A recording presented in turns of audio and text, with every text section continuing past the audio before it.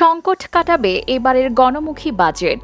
জাতীয় সংসদে ২০২৪-২৫ অর্থ বছরে ৭,৯৭,০০০ কোটি টাকার বাজেট ঘোষণা করা হয়েছে।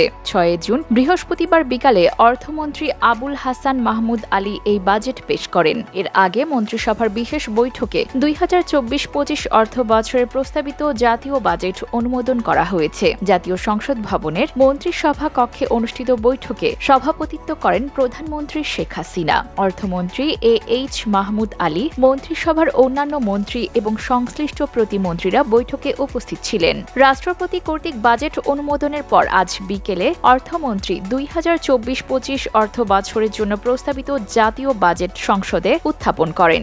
এইচ মাহমুদ আলী ২,৬৫,০০০ কোটি টাকার বার্ষিক উন্নয়ন কর্মসূচি সহ মোট ৭,৯৭,০০০ কোটি টাকার বাজেট পেশ করবেন।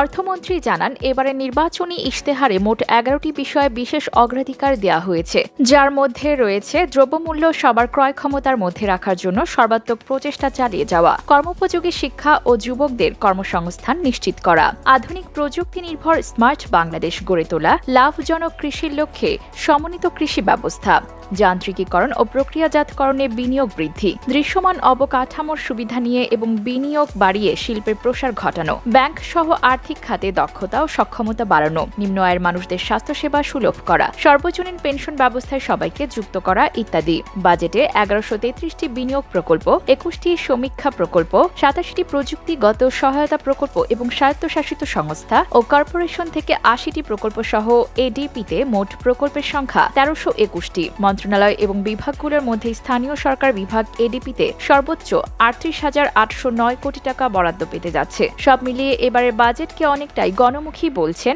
অর্থনৈতিক বিশ্লেষকরা।